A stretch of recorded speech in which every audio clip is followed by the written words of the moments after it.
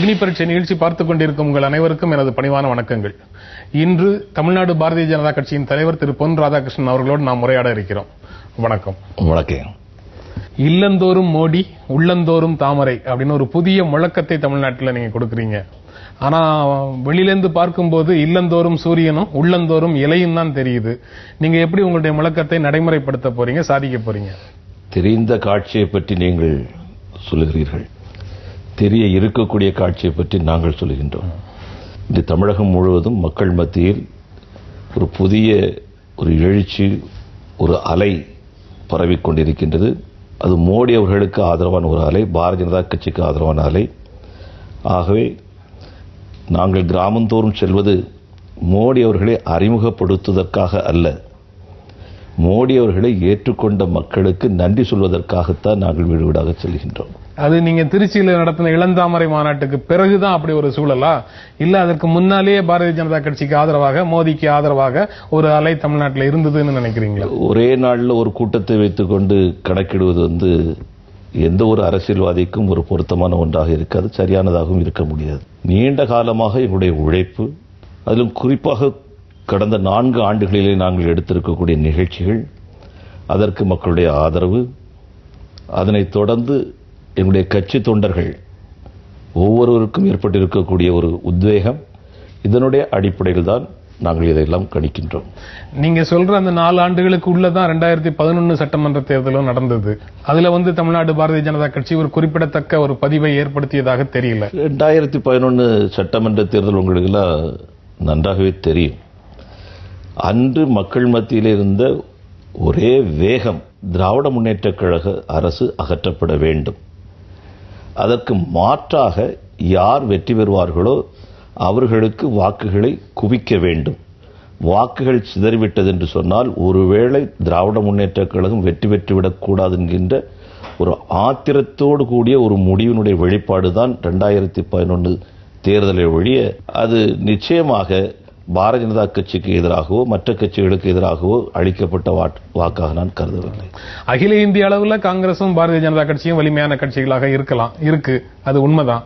ஆனா தமிழ்நாட்டிலிருந்து பார்க்கும்போது திமுக அதிமுகவுக்கு தாண்டி பாரதிய ஜனதா கட்சியை முதன்மைப்படுத்தியோ காங்கிரஸை முதன்மைப்படுத்தியோ வாக்குகளை போடுவாங்கன்னு ஒரு எதிர்பார்ப்பு உங்ககிட்ட இருக்கிற மாதிரி தெரியுது.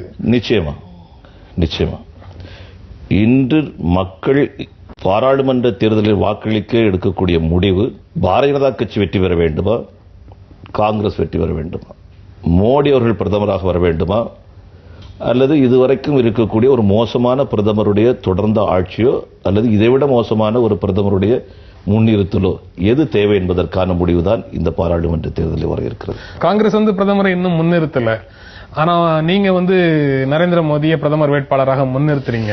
இது இருக்கிறது இந்தியாவா அமெரிக்காவா அப்படிங்கிற கேள்வியை எங்களுக்குள்ள எழுப்புது. அமெரிக்கால அதிபர் தேர்தலுக்கு வேட்பாளரை அறிவிக்கிறது அவசியம், இந்திய ஜனநாயகத்துல பிரதமர் வேட்பாளர் அறிவிக்கணும்னு என்ன அவசியம் இருக்கு? வேட்பாளர் அறிவிக்க வேண்டிய தேவை கிடையாது. பாரதிய ஜனதா கட்சி நாங்கள் வேட்பாளர் அறிவிக்கக்கூடிய நிலைகள் அல்ல. மக்களாக விரும்பி இவர்தான் பிரதமர் என்று சொல்லி முடிவெடுத்த பின்பாக மக்களுடைய விருப்பத்திற்கு மாறாக சொல்வது ஒரு கட்சிக்கு அழகில்லை என்கின்ற காரணத்தால் தான் இந்த முடிவு எடுத்திருக்கின்றோம்.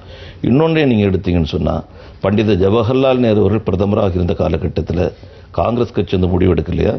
இந்திரா காந்தி அம்மையார் அவர்கள் ஜனநாயகத்தை குழி தோண்டி புதைத்து காங்கிரஸை அழித்து விட்டு தான் அனைத்தும் என்று இருந்த நேரத்தில் அந்த முடிவு எட்டப்படவில்லையா? ஆக பல காலகட்டங்களில் இது நடந்திருக்குது. ஆனால் மோடி அவர்கள் பாரதிய ஜனதா கட்சியால் தேர்ந்தெடுக்கப்பட்ட ஒரு பிரதம மந்திரி வேட்பாளர் என்று சொல்வதை என்னால் ஏற்றுக்கொள்ள முடியாது. இந்த நாட்டில் இருக்கக்கூடிய கோடான கோடி மக்கள் தேர்ந்தெடுத்த ஒரு பிரதம மந்திரி வேட்பாளர், இதுதான் இந்தியாவில் முதல் முறையாக இப்படிப்பட்ட ஒரு சூழ்நிலை ஏற்பட்டிருக்கின்றது. நீங்க கோடிக்கணக்கான மக்களுடைய விருப்பத்தை நிறைவேற்றுவதற்காக பாரதிய ஜனதா கட்சி நரேந்திர மோடியை பிரதமர் வேட்பாளராக அறிவிச்சிருக்குன்னு சொல்றீங்க. ஒரு வாதத்துக்காக அதை ஏற்றுக்கலாம். அந்த கோடிக்கணக்கான மக்களை பாதிக்கக்கூடிய பிரச்சனைகளுக்கு தீர்வை, மாற்று திட்டங்களை மக்களால் அங்கீகரிக்கப்பட்ட அந்த வேட்பாளர் போற இடங்கள்ல எல்லாம் பேசணும்ல. ஆனா அவர் அப்படி பேசுற மாதிரி தெரியல. காங்கிரஸ் கட்சி மீது குற்றச்சாட்டுகளை மட்டுமே முன் வச்சிட்டு இருக்கிறதாக தெரியுது. தீர்வுகள் சொல்லப்பட வேண்டிய காலகட்டம் தேர்தல் காலகட்டம். இப்ப தேர்தல் வரவில்லை, தேர்தல் அறிவிக்கப்படவில்லை. தான் வந்தால் என்ன செய்வோம் என்பதற்கு அவர் சொல்ல வேண்டிய விஷயங்கள் இன்னும் ஏராளமாக இருக்கு, காலம் நிறைய இருக்குது. இப்ப இந்த அரசாங்கம் செய்யக்கூடிய தவறுகளை மக்கள் மத்தியில் வைக்கிறதா முறையாக இருக்க முடியும், சரியாக இருக்க முடியும். இந்தியாவை உலக வல்லரசாக மாற்றுவார் மோடி, இங்கே நடக்கக்கூடிய தந்திரங்களையும் அநியாயங்களையும் ஒழித்து கட்டி நாட்டை காப்பார் மோடி அப்படின்னுலாம் பாரதிய ஜனதா கட்சி தரப்புல இருந்து பல முழக்கங்கள், பல கவர்ச்சிகரமான வாசகங்கள் மோடிக்கு ஆதரவாக வந்துகிட்டே இருக்கு. ஆனா அவற்றையெல்லாம் எப்படி செய்ய போறாருங்கிறத தெரிஞ்சுக்கிற ஆர்வம் மக்களுக்கு இருக்காதா? நிச்சயமா இருக்கும், நிச்சயமா இருக்கும். நீங்க பாரதிய ஜனதா கட்சி சொல்லுகின்ற வார்த்தைகள் நீங்க சொன்னீங்க, இதெல்லாம் பாரதிய ஜனதா கட்சி சொல்லுகின்ற வார்த்தைகள் அல்ல.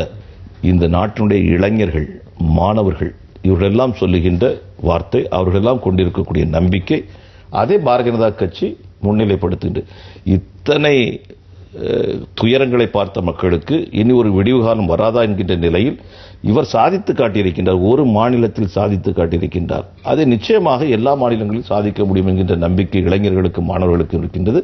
அதே நம்பிக்கை பாரதிய ஜனதா கட்சியும் நாம் கொண்டிருக்கின்றோம். பாரதிய ஜனதா கட்சி அந்த மாதிரி சொல்லல, இளைஞர்களும் மக்களும் சொல்றாங்கன்னு நீங்க சொல்றீங்க. நீங்களே சொல்லி இருக்கிறது மோடி பிரதமரானால் மீனவர்கள் தாக்கப்படுவது நிற்கும், முல்லை பெரியாறு, காவிரி, இலங்கை தமிழர் பிரச்சனை தீர்க்கப்படும் அப்படிங்கிற மாதிரி எல்லாம் சொல்றீங்க. இவ்வளவு காலமாக காங்கிரஸால இயலாத ஒன்றை மோடி வந்தவுடனே எப்படி செய்துவிட முடியும்? இதுவும் என்னுடைய கருத்து அல்ல. மோடி அவர்கள் வந்துவிட்டால், பாரதிய ஜனதா கட்சி வெற்றி பெற்று விட்டால் இதெல்லாம் முடிஞ்சிடும் அப்படின்னு சொன்னது என்னுடைய கருத்து அல்ல. இது இலங்கை தமிழருடைய நம்பிக்கை, இது இந்திய தமிழ் மீனவர்களுடைய நம்பிக்கை. அவர்கள் கொண்டிருக்கக்கூடிய நம்பிக்கை நாங்கள் உங்கள் முன்பாக வைக்கின்றோம். 2009 தேர்தலில், பாராளுமன்ற தேர்தலில் இலங்கையில் யுத்தம் நடந்து கொண்டிருந்த கடைசி காலகட்டம்.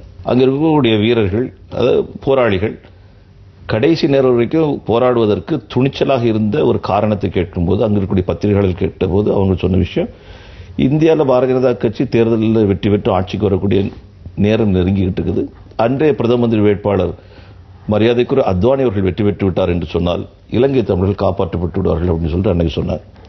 அதே நம்பிக்கை இன்னைக்கு இருக்குது, இன்னைக்கு அந்த மக்களுக்கு இருக்குது. ஆனா கூடவே வெளியிலிருந்து எல்லாவற்றையும் விலகி நின்று பார்க்கக்கூடிய எங்களை போன்றவர்களுக்கு வேறு சம்பவமும் ஞாபகத்துக்கு வருது.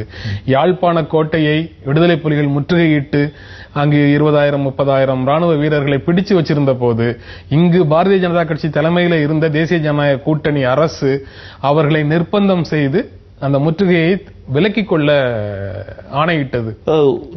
ஒரு யுத்தம் என்று வரும்போது, ஒரு உள்நாட்டு பிரச்சனை என்று சொல்லி வரும்போது அந்த பிரச்சனையை அணுகக்கூடிய முறைகள் இருக்குது.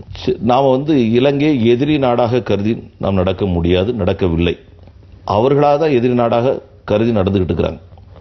அன்றைய சூழ்நிலையில், அந்த காலகட்டத்தில் எதை செய்தால் தமிழர்களுக்கு நல்லது, இதை தான் நாம பார்க்க முடியும். அன்னைக்கு இருந்த நம்முடைய ராணுவ, நம்முடைய வெளியுறவுத்தினுடைய அமைச்சர்கள், நம்முடைய அரசாங்கம், இவர்களுக்கெல்லாம் அந்த காலகட்டத்தில் நாம சில நடவடிக்கைகள் எடுப்பது நமக்கு விரோதமாக, தமிழர்களுக்கு எதிராக போகக்கூடிய ஒரு செய்தி இருக்கும்போது அதற்கு தக்கபடி அவர்கள் செயல்பட்டு ஆகணும். கண்ணை மூடிட்டு செயல்படக்கூடிய விஷயங்கள் கிடையாது. இது உள்நாட்டு பிரச்சனை அல்ல, வெளிநாட்டு பிரச்சனை அணுகும்போது அதற்கு தக்கபடி அணுகு. இதுக்கு அதுக்கு இல்லாம பல விஷயங்கள் இலங்கை தமிழர்களுக்கு ஆதரவா இந்திய அரசாங்கம் எடுத்திருக்குது, வாஜ்பாய் அரசாங்கம் எடுத்திருக்குது. ஒருத்தர் தான் பிரதமராக இருக்க முடியும். நம்ம எத்தனை தான் கூட்டம் வச்சுக்கிட்டு இருந்தாலும் கூட, கூட்டு குழு முடிவெடுத்தாலும் கூட, நாட்டினுடைய தலைமை அப்படிங்கிறது ஒருத்தர் தான் வரணும். நரேந்திர மோடி பாரதிய ஜனதா கட்சியினுடைய வேட்பாளரே இல்ல, RSS வேட்பாளர் அப்படின்னு சொல்லி காங்கிரஸ் கட்சியில இருந்து ஒரு குற்றச்சாட்டை முன்வைக்கிறாங்க. எத்தனை காங்கிரஸ் கட்சியினுடைய தலைவர்கள் தன்னுடைய இளம் வயதில் RSS ஷாகாவுக்கு வந்திருக்காங்கன்னு சொல்லிட்டு அவங்களை கேட்டு பாருங்க.